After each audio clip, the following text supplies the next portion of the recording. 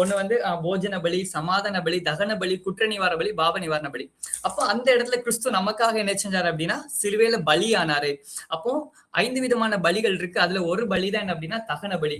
அந்த தகன பலி என்னன்னா சந்து சந்தா வெட்டணும், தோல் உரிக்கணும். அதே போல இயேசு கிறிஸ்து நமக்காக என்ன சந்து சந்தா பிக்கப்பட்டார். வேதம் சொல்லுகிறது அவரை கண்டு அநேகர் பிரமித்தனர் அப்படின்னு இருக்கு. மனுஷரை பார்வனுடைய முக பார்வையும் மனுபுத்திரை பார்வனுடைய ரூபம் இவ்வளவு அந்த கேடு அடைந்தபடினால் அவரை கண்டு அநேகர் பிரமிப்படைந்தார்கள் அப்படின்னு சொல்லிட்டு நம்ம ஏசாயில வாசிருக்கோம். அப்போ ஏசு தன்னுடைய ரூபத்தை என்ன செஞ்சார் அப்படின்னா இழந்தார். எதுக்காக இழந்தார்? நம்ம தேவனுடைய சாயலை அடையணுங்கிறதுக்காக தான். அதுக்கப்புறம் இருக்கிறதா என்ன அப்படின்னு பார்த்தோம்னா இந்த குத்து விளக்கு. இப்போ இந்த குத்து விளக்கு எதை அடையாளப்படுத்து அப்படின்னா தேவனுடைய வார். அதுக்கப்புறம் பார்த்தோம்னா நம்ம எம்ஐட்டுக்குள்ள இப்போ ஹாயம்குள்ள டைரக்ட்ல வந்தாச்சு. அதுக்கப்புறம் இருக்கக்கூடாது பரிசுத்த ஸ்தலத்துக்குள்ள எல்லாராலும் போக முடியாது. ஆசாரியர்களால மட்டும்தான் பரிசுத்த ஸ்தலத்துக்குள்ள என்ன செய்ய முடியும்னா போக முடியும். அப்போ நம்ம ஆசாரியர்களா பார்த்தா நம்மளும் என்னதான் ஆசாரியர்களா தேவன் நினைச்சுக்காம தெரிந்து கொள்ள வேதம் சொல்லுகிறது. நீங்களோ உங்களை அந்தகாரத்தில் நின்று தம்முடைய ஆச்சரியமான ஒளி நிலத்திற்கு வரவழைத்தவருடைய புண்ணியங்களை அறிவிக்கும்படி தெரிந்து கொள்ளப்பட்ட சந்ததியாயும் ராஜரீகமான ஆசாரிய கூட்டமாயும் பரிசுத்த ஜாதியாயும் அவருக்கு சொந்த ஜனமாயும் இருக்கிறீர்கள் வேதம் சொல்லுது. அப்போ நம்மளை என்ன செஞ்சிருக்காருன்னா ஆசாரியர்களா தேவன் தெரிந்து கொண்டார். அந்த நாட்கள்ல ஆசாரியர்களை ராஜாக்களை அபிஷேகம் பண்ணணும்னா ஒலிவை எண்ணெயை கொண்டு என்ன செய்வாங்கன்னா அபிஷேகம் பண்ணுவாங்க. அன்னைக்கு இயேசு கெஸ்தமனையில தன்னுடைய கடைசி அந்த நைட்ல என்ன செய்யறாருன்னா கெஸ்தமனையில இருந்து ஜெபிக்கிறாரு. அப்போ அவருடைய வேர்வை என்னது ரத்தத்தின் பெருந்துளிகளா என்னச்சு அப்படின்னா கீழே விழுது. அந்த நேரத்துல இயேசு கிறிஸ்துவ யாருமே என்ன செய்யல, அடிக்கவே இல்லை. அவருடைய ஒரு மேல எந்த அடி கூட படல. பட் ஆனா அவருடைய அவருக்குள்ள என்னதுன்னா ரத்தம் பீறிட்டு வந்தது. அது எதனால வந்தது அப்படின்னா எஸ்தமனைங்கிறது ஒரு ஒலிவ ஆலை. அந்த ஒலிவ ஆயில இருக்க அந்த ஒலிவ பழங்கள் எல்லாத்தையும் காய்கள் எல்லாத்தையும் கொண்டு வந்து அந்த ஒலிவை அந்த கல்லுல போடும் போது அந்த கல்லுகள் ஒன்றொன்று நைக்கப்பட்டு அந்த ஒலிவ காய்கள் நசுக்கப்பட்டு அதுல இருந்து என்ன செய்யுமா எண்ணெய் என்னச்சையும் வரும்.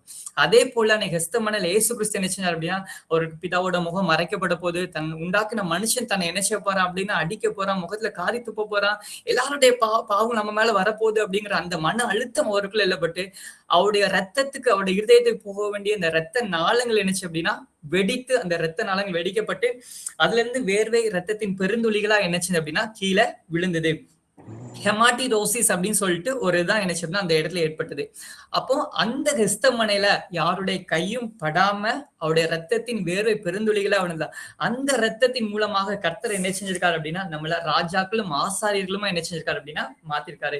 வசனம் சொல்லுகிறது நம்மிடத்தில் அன்பு கூர்ந்து தமது ரத்தத்தினாலே நம்முடைய பாவங்கள நம்மை கழுவி நம்முடைய பிதாவாகிய தேவனுக்கு முன்பாக நம்மை ராஜாக்களும் ஆசாரியமாக்கின அவருக்கு மகிமையும் வல்லமை என்றென்றைக்கும் உண்டாயிருப்பதாக அப்படின்னு சொல்லிட்டு வாசிக்கிறோம். அப்போ அன்னைக்கு அவர் இயேசு ரத்தம் சிந்தினதுனால நம்ம ராஜாக்களும் ஆசாரிகளுமா என்ன செஞ்சிருக்காரு அப்படின்னா மாத்திருக்காரு. நம்ம ஆசாரிகள் ஆக்கப்பட்டனால நம்ம எங்க போறோம்னா டெரைக்குள்ள எம்ஐட்டுக்குள்ள நம்ம என்னச்சுன்னா போறோம். எம்ஐட்டுக்குள்ள போனா அதுக்கு முதல்ல இருக்குது என்னன்னா குத்து விளக்கு. இந்த குத்து விளக்கு எதை அடையாளப்படுத்தும்னா தேவனுடைய வசனமாகிய வார்த்தை என்னச்சு அப்படின்னா குறிக்குது. ஏன்னா உடைய வசனம் என் கால்களுக்கு தீபம் என் பாதைக்கு வெளிச்சமா இருக்கு அப்படின்னு சொல்லிட்டு நம்ம வாசிக்கலாம். இப்போ குத்து விளக்கு எதை அடையாளப்படுத்துது அப்படின்னா தேவனுடைய வார்த்தையை அடையாளப்படுது. அதுக்கப்புறம் இருக்கிறது இந்த சமூகத்தப்ப மேஜை. இல்ல 2 பக்கமும் என்ன அப்படின்னா அப்பங்கள் என்ன செய்யணும்னா இருக்கும். அப்ப இது எதை அடையாளப்படுத்து அப்படின்னா நமக்கும் ஏசு கிறிஸ்துவுக்கும் இருக்க ஒரு சைட்ல இருக்க அப்பம் நமக்கும் கிறிஸ்துவுக்கும் இருக்க அந்த ஐக்கியத்தை என்ன செய்யணும்னா குறிக்குது. இன்னொரு சைட்ல இருக்க அப்பம் எதை குறிக்குது அப்படின்னா நமக்கும் நம்முடைய சக மனிதர்களுக்கும் இருக்க உறவை என்னச்சு அப்படின்னா குறிக்குது. ஏசுநாதன் உன்ன போல முதலாவது என்ன செய்வோம் தேவனாய் கர்த்தருக்கு முழு இருதயத்தோடு முழு ஆத்மா அன்பு கூறுவாயாக. இதற்கு ஒப்பாக இன்னொரு பிரமாணம் என்னன்னா உன்னிடத்தில் அன்பு கூறுவதை விட பிறனிடத்திலும் அன்பு கூறுவாய் அப்படின்னு பேசு.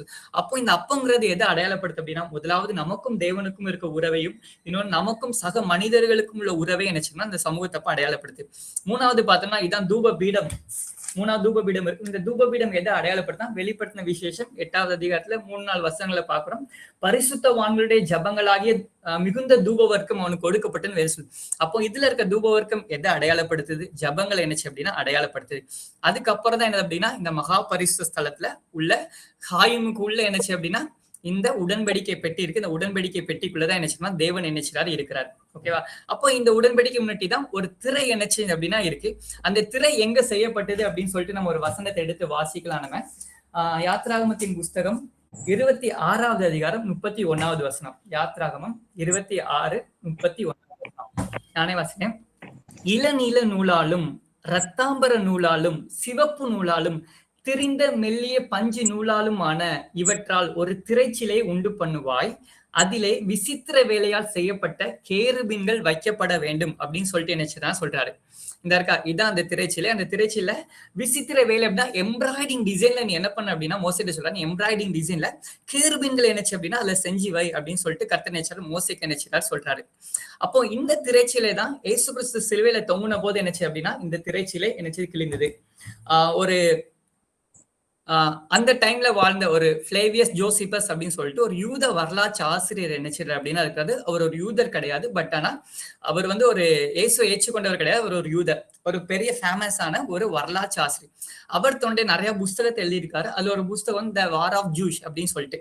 அந்த புஸ்தகத்துல அவர் எழுதுறாரு என்ன அப்படின்னா, இயேசு ஒரு தாவீதின் மைந்தன் அப்படின்னு சொல்லிட்டு என்ன அப்படின்னா ஒருத்தர் இருந்தாரு. அவர் தான் மேசியா அப்படின்னு சொல்லிட்டு நிறைய ஜனங்கள் நம்புனாங்க. அவர் ரோமர்களிடமிருந்து தன்னை காப்பாற்றுவார், அவர் தான் ராஜா அப்படின்னு சொல்லி நிறைய மக்கள் எதிர்பார்த்து கொண்டிருந்தாங்க. பட் ஆனா அதே நேரத்துல அந்த ரோமர்கள் மூலமாகவே அவர் என்ன செஞ்சாருன்னா சிலுவையில் அறையப்பட்டு கொல்லப்பட்டார். அவர் தான் யாருன்னா அவர் இயேசு. அவர் கொல்லப்பட்ட அதே சமயத்துல சில ஆசாரியர்கள் என்ன செஞ்சாங்க அப்படின்னா தேவ ஆலயத்துல என்ன செஞ்சாங்கன்னா பணிவிடை செய்துகிட்டு இருந்தாங்க. பஸ்காவுக்கு என்ன செஞ்சாங்கன்னா அந்த ஓய்வு நாளுக்காக ஆயத்தம் பண்ணி கொண்டிருந்தாங்க. அந்த நேரத்துல ஒரு அக்கினிமயமான ஒரு பட்டயம் என்ன செஞ்சது அப்படின்னா அப்படியே அந்த தேவனுடைய திரைச்சியில என்ன செய்யணும்னா மேல தொடங்கி கீழே வரைக்கும் கிழிச்சுது.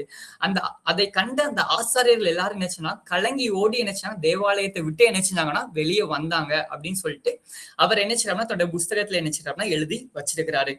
இவர் வந்து ஒரு நம்பத்தக்க ஒரு யூத வரலாற்று ஒரு உருவின பட்டயம் வந்து அந்த ஆசிரியர்கள் பார்த்தாங்கன்னா ஒரு அக்கினிமயமான ஒரு சுடரொளி பட்டயம் தேவாலயத்து மேல இருந்து கீழே வரைக்கும் கிழித்ததாக. ஓகேவா? அப்போ அந்த பட்டயத்தை என்னதான் ஒரு இது கிழிச்சான். மோசைகிட்டல சொல்றாரு, நீ என்னச்சு அப்படின்னா கேருபீன்களை என்னச்சு உண்டாக்கி வை அப்படின்னு சொல்லிட்டு. இப்ப நம்ம ஆசிரியர் கூடாரத்தை பார்த்தோம்னா 3 பக்கம் அடைக்கப்பட்டதா என்னச்சு அப்படின்னா இருக்கும். அப்போ வெளியில இருந்து ஜனங்கள் ஆசிரியர் கூடாரத்தை பாக்குறாங்க, கிழக்க பாக்குறாங்க அப்படின்னா அவங்களுக்கு என்ன செய்யும்னா உடன்படிக்கை பெட்டி இருக்கும். ஆனா உடன்படிக்கை பெட்டி தெரியாது, இந்த திரைச்சீலை தான் என்ன செய்யும் தெரியும். அப்போ இந்த திரைச்சீலைக்குள்ள என்ன பார்த்தாங்க அப்படின்னா கேருபீன்கள் என்ன செய்யும் அப்படின்னா தெரியும் அவங்களுக்கு. அப்போ இந்த கேருபீன்கள் எதை அடையாளப்படுத்துது அப்படின்னு பார்த்தோம்னா ஏதேன் தோட்டத்துல தேவன் ஆதாமும் ஏவாளும் பாவம் செய்தது நிமித்தமாக அந்த 2 பேர்த்தை என்ன செஞ்சாங்க அப்படின்னா ஏதேனை விட்டு துரத்தி பாதுகாப்புக்காக 2 கேருபீன்கள் என்ன செஞ்சாங்கன்னா உருவின சுடரொளி பட்டயத்தோட என்ன செஞ்சாங்க அப்படின்னா வச்சாங்க, உள்ள போக கூடாதுங்கிறதுக்காக. அப்போ அன்னைக்கு ஆதாமுக்கும் ஏவாளுக்கும் சேத்துக்கும் ஏனையவர்களுக்கும் என்ன அந்த ஏதேனை பார்க்கும்போது அந்த கிழக்கு வாசல பார்க்கும்போது என்ன தெரிந்தது? 2 தேவதூதர் உருவின பட்டயத்தோடு இருந்தது. அவர்கள் எதை நேரடியா பார்த்தாங்களோ அத என்ன செஞ்சாங்க அப்படின்னா ஆசிரியர் கூடாரத்துல அவங்க ஒரு சிம்பாலிக்கா ஒரு அடையாளமா என்ன செஞ்சாங்கன்னு பார்த்தாங்க. அன்னைக்கு அவங்களுக்கு உருவின பட்டயத்தோட தேவதூதன் தெரிஞ்சா. ஆனா மோசேக்கு ஆசிரியர் கூடாரமா இருக்கட்டும், தேவாலயத்துல அந்த திரைச்சீலையா இருக்கட்டும், தேவனை நோக்கி பார்க்கும்போது உடன்படிக்கை பெட்டியை பார்க்கும்போது திரைச்சீலை தெரிஞ்சது. அந்த திரைச்சீலையில கேருபீன்கள் நினைச்சோம்னா உருவின பட்டயத்தோடு இருந்திருக்கு. அப்போ இயேசு கிறிஸ்து மரணத்தை சந்தித்த போது அந்த திரைச்சீலை என்னச்சுன்னா கிழிக்கப்பட்டது. கர்த்தர் எந்த ஏதேனுக்குள் போக கூடாதுன்னு வச்சாரோ அதே திரைச்சீலைய அதே கேருபீன்களை கொண்டு என்னச்சு அப்படின்னா கிழிக்க வைத்தார் அப்படின்னு நம்ம பார்க்கலாம். நம்ம ஏதேன் என்ன இடம்? தேவன் நினைச்சார் அப்படின்னா உலாவின இடம். ஆசிரியர் கூடாரம் என்ன இடம்? தேவனுடைய பிரசனம் அந்த இடத்துல என்னச்சுன்னா உலாவின இடம். பட் ஆனா தேவன் போகக்கூடாது அப்படிங்கிற மனுஷன் பாவம் செய்தது நிமித்தமாக அந்த ஏதேன் அடைக்கப்பட்டது. ஆசிரியர் கூடாரத்தில் இருக்க உடன்படிக்கை பெட்டிக்குள் போக முடியாதபடிக்கு ஒரு திரை அடைக்கப்பட்டது. பட் ஆனால் இயேசு நமக்காக மரித்தது நிமித்தமாக அந்த திரைச்சீலை என்ன கிழிக்கப்பட்டது. அன்னைக்கு ஆதாம் உள்ள ஏதேனுக்குள் போக முடியாதபடி தேவனோடு நேரடியாக உறவாட முடியாதபடி அந்த திரைச்சீலை கிழிக்கப்பட்டது. அந்த கேருபீன்கள் அகற்றப்பட்டனர் அப்படின்னு சொல்லிட்டு நம்ம பாக்குறோம். நம்ம உண்மையாகவே தேவன் நமக்காக பெரிய காரியங்களை என்ன செஞ்சிருக்கா அப்படின்னா செய்து என்ன செஞ்சிருக்காரு அப்படின்னா வச்சுக்காரு. இது எவ்வளவு பெரிய ஒரு ஆச்சரியமான விஷயம் அப்படிங்கிறத நம்மளால என்ன சொல்லவே முடியாது. ஏன்னா தேவன் நமக்கு மத்தியில என்ன நமக்காக அப்போ ஆசாரியர்கள் மட்டும்தான் இந்த இதுக்குள்ள போக முடியும். ஆனா தேவன் நம்மள ஆசாரியர்களாக ராஜாக்களா என்ன செஞ்சிருக்காரு அப்படின்னா மாற்றி என்ன வச்சிருக்காரு. அப்போ நம்ம அநேக நேரத்துல நம்ம வாசித்திருப்போம், நம்ம நானே வழியும் சத்தியம் ஜீவனுமா இருக்கிறேன் அப்படின்னு சொல்லிட்டு. பட் ஆனா அது எல்லாமே சாதாரண ஒரு விஷயம் இல்ல. அது முழுக்க முழுக்க எதை அடையாளப்படுத்து அப்படின்னா ஆசிரியர் கூடாரத்தை என்ன அடையாளப்படுத்துது. நம்ம கடைசியா நம்ம ஒரு வசனத்தை பார்த்தோம் அப்படின்னா வேதம் சொல்லுகிறது, அன்னைக்கு ஆசாரியர்கள் எல்லாரும் டைரக்டா இந்த மகாபரிசலத்துக்கு எல்லாம் போக முடியாது. பிரதான ஆசிரியர் மட்டும்தான் யோம் கிப்பூர் அந்த பண்டிகையோட போக முடியும். பைபிள் அநேக இடத்துல பார்த்தோம்னா உன் சகோதரனாகி யாரும் எந்த காரியத்துக்கும் வராதபடிக்கு அவன் சாகாதபடிக்கு மகாபரிசலத்துக்குள்ள வரக்கூடாதுன்னு இருக்கும். பட் ஆனா புதிய ஏற்பாட்டு காலத்துல வாழ்கிற நமக்கு தேவன் ஒரு பெரிய கிருபையை பண்ணியிருக்காரு. என்ன அப்படின்னா எபிரேயரோட புஸ்தகத்துல இருக்கு, ஆதலால் நாம் பாவம் இல்லாதவராக இருக்க பிரதான ஆசாரியர் நமக்கு இருக்கு, ஆதலால் நம் இரக்கத்தை பெறவும் ஏற்ற சமயத்தில் சகாயம் செய்யும் கிருபை அடையும் தைரியமாய் கிருபாசன தண்டையில் சேர கடவுள் இருக்கு. அப்போ ஏதேன்ல அடைக்கப்பட்டது, ஆசீர்வாதம் அடைக்கப்பட்டது. ஆனா கிறிஸ்து மறைத்ததின் மூலமாக இந்த கிருபாசன தண்டையில் தைரியமா பிரவேசிக்கக்கூடிய ஒரு பாக்கியம் என்ன அப்படின்னா நமக்கு உண்டாயிருக்கு. இன்னொரு வசனத்தை நம்ம வாசிக்கலாம். எபிரேயரோட புஸ்தகம் 10வது அதிகாரம் 19 இருந்து 22 வசனத்தை வச்சு முடிக்கலாம். எபிரேயரோட புஸ்தகம் 10வது அதிகாரம் 19வது வசனம் முதல் 22வது வசனம் வரை. ஆகையால் சகோதரரே, நாம் பரிசுத்த ஸ்தலத்தில் பிரவேசிப்பதற்கு இயேசுவானவர் தமது மாம்சமாகிய திரையின் வழியாய் புதிதும் ஜீவனுமான மார்க்கத்தை நமக்கு உண்டு பண்ணினபடியால் அந்த மார்க்கத்தின் வழியாய் பிரவேசிப்பதற்கு அவருடைய இரத்தத்தினாலே நமக்கு தைரியம் உண்டாயிருக்கிறபடினாலும் தேவனுடைய வீட்டின் மேல் அதிகாரியான மகா ஆசாரிய நமக்கு ஒருவர் இருக்கிறபடினாலும் துர்மனசாட்சி நீங்கி தெளிக்கப்பட்ட இருதயமுடையவர்களாயும் சுத்த ஜலத்தால் கழுவப்பட்ட சரீரமுடையவர்களாயும் உண்மையுள்ள இருதயத்தோடும் விசுவாசத்தின் பூரண நிச்சயத்தோடும் சேர கடவோம். ஆமென். கர்த்தர் அந்த திரையின் நிமித்தமாக நமக்கு என்ன ஒரு ஜீவமான ஒரு மார்க்கத்தை மறுபடியும் நினைச்சுனா தந்திருக்காரு. அந்த திரையோட ஹாயும் சொன்னேன், ஹாயும்னா ஜீவன். அப்ப இயேசு அன்னைக்கு கல்வாரில ஜீவனை விட்ட போது அந்த ஹாயுங்கிற திரை என்னச்சு அப்படின்னா கிழிக்கப்பட்டது. எதற்காக? நாம் தேவனோடு கூட உறவாடணும் என்பதற்காக. அப்போ தேவன் நம்மள எவ்வளவு பெரிய ஒரு அன்பு வச்சிருக்காரு. அப்போ இதை நம்ம பார்த்தோம். நம்ம அப்ப ஆதி திருச்சபையும் இந்த ஆசிரியர் கூடாரத்துல போனதா அப்படின்னு சொல்லிட்டு மட்டும் பார்த்து முடிக்கலாம். அப்போஸ்தலர்களோட நடவடிக்கைகள் 2வது அதிகாரம் 41, 42வது வசனத்தை குறிக்குது. அப்போஸ்தலர்கள் 41, 2வது அதிகாரம் 41, 42 வசனத்துல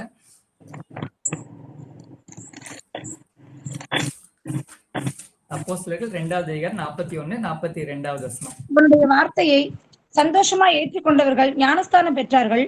அன்றைய தினம் ஏறக்குறைய 3000 பேர் சேர்த்துக் கொள்ளப்பட்டார்கள். அவர்கள் அப்போஸ்தலருடைய உபதேசத்திலும் அநியோகியத்திலும் அப்பம் பிற்குதலிலும் ஜெபம் பண்ணுதலிலும் உறுதியாய் தரித்திருந்தார்கள். ஆமென். இப்போ வாசிச்சோம். நம்ம ஞானஸ்தானம் பெற்றவர்கள் என்ன செஞ்சா 3000 பேர் அன்றைய தினம் இருக்க 3000 பேர் என்ன ஞானஸ்தானம் பெற்றாங்க. அப்போ ஞானஸ்தானம் எடுக்கும்போது அவங்க எதா மாறுதாங்க? ஃபர்ஸ்ட் டெரைக்குள்ள என்னச்சு அப்படின்னா அவங்க வராங்க. ஞானஸ்தானம் பெறும்போது அவங்க டெரைக்குள்ள என்னச்சுன்னா வராங்க. அதுக்கப்புறம் இருக்கு அவர்கள் அப்போஸ்தலருடைய உபதேசத்திலும். அப்போ அப்போஸ்தலருடைய உபதேசங்கிறது எதை அடையாளப்படுத்துது? இந்த குத்து விளக்க என்னச்சு அப்படின்னா அடையாளப்படுத்து. அப்போஸ்தலருடைய உபதேசத்திலும் கர்த்தருடைய வார்த்தை அடையாளப்படுத்து. அதுக்கப்புறம் இருக்குது அந்யோன்யத்திலும் அப்பம் பிற்குதலிலும் இருக்கு. அப்ப எதை அடையாளப்படுத்துது? நமக்கும் தேவனுக்கும் இருக்க உறவு அடையாளப்படுத்துது. அதுக்கப்புறம் நமக்கும் மனிதர்களுக்கு உறவு என்னச்சுன்னா அடையாளப்படுத்து. அதுக்கப்புறம் இருக்கு ஜபம் பண்ணுதலிலும் உறுதியாய் தடுத்து. அந்த ஜபம் பண்றதுங்கிறது எதை குறிக்குது? இந்த இந்த தூபபீடத்தை என்னச்சு அப்படின்னா குறிக்குது. அன்னைக்கு புதிய ஏற்பாட்டு நாள் காலத்துல முதல் ரட்சிக்கப்பட்டவங்க, பேதுரோட பிரசங்கத்துல ரட்சிக்கப்பட்டவங்க ஒவ்வொருத்தரும் என்ன செஞ்சாங்கன்னா அந்த மகா பரிசுத்த ஸ்தலத்துக்குள்ள போய் தேவனோடு கூட என்ன செஞ்சாங்கன்னா உறவாடுனாங்க. அதே போல தேவன் நம்மையும் என்ன செஞ்சிருக்கா அப்படின்னா அந்த மகா பரிசுத்த ஸ்தலத்துக்குள்ள கிருபாசன தண்டையில பிரவேசிக்க ஒரு பெரிய கிருபை பண்ணியிருக்காரு. அது மட்டும் இல்லாம நம்ம ஆதாமுக்கு அடைக்கப்பட்ட அந்த வாசலை இயேசு தன்னுடைய மரணத்தின் மூலமாக என்ன செஞ்சிருக்கா நமக்கு திறந்து கொடுத்திருக்காரு. நம்ம தேவனோடு கூட என்ன உறவாடும். தேவன் நமக்கு செய்திருக்க அந்த கிருபைகளுக்காக நம்ம என்ன அதிகமா தேவனுக்கு நன்றி செலுத்தும். அது மட்டும் இல்லாம இந்த நாட்டுல அவருடைய பாடு மரணங்களை நம்ம அதிகமா நினைவு கூறுவோம். நம்ம நேரத்துல கண்களை மூடி நம்ம ஜெபிக்கலாம். அப்பா உமக்கு நாங்க நன்றி செலுத்துகிறோம் தகப்பனே. அப்பா அன்னைக்கு ஆதம் பாவம் செய்தது நிமித்தமாக அன்னைக்கு அந்த ஏதேன் அடைக்கப்பட்டது தகப்பனே, கேருபீன்கள் கொண்டு அடைக்கப்பட்டது. ஆனா நீங்க அன்னைக்கு எங்க மத்தியில உலாவணுங்கிறதுக்காக அந்த மோசே கிட்ட சொல்றீங்க, மோசே நான் உங்க மத்தியில ஜனங்கள் மத்தியில உலாவுன்னு நினைக்கிறேன், எனக்கு ஒரு ஆச்சரியப்பிடாரத்தை உண்டாக்கு அப்படின்னு சொல்லிட்டு. ஆனா அதே ஆச்சரியப்பிடாரத்துல அன்னைக்கு ஏதேனுக்கு அடையாளமாக அந்த மகாபரிசு ஸ்தலத்தையும் அந்த திரையில கேருபீன்களையும் வச்சீங்க தகப்பனே. ஆனாலும் அது மட்டும் போதாதுங்கிறதுக்காக அப்ப அந்த வார்த்தையான தேவன் எங்க மத்தியில இருந்து உலாவி கிறிஸ்துவானவர் எங்களுக்கு மேல அந்த வார்த்தை மாம்சமா எங்க மத்தியில நீங்க உலாவுனீங்க, அதுக்காக நன்றி செலுத்துகிறோம். நாங்க இன்னும் உங்க அன்பை அறிந்து கொள்ற எங்களுக்கு உதவி எங்களோடு கூட பேசுங்க. இடைபடுங்க. எல்லா துதிக்கான மகிமுகே செலுத்துகிறேன். பிதாவே, ஆமென்.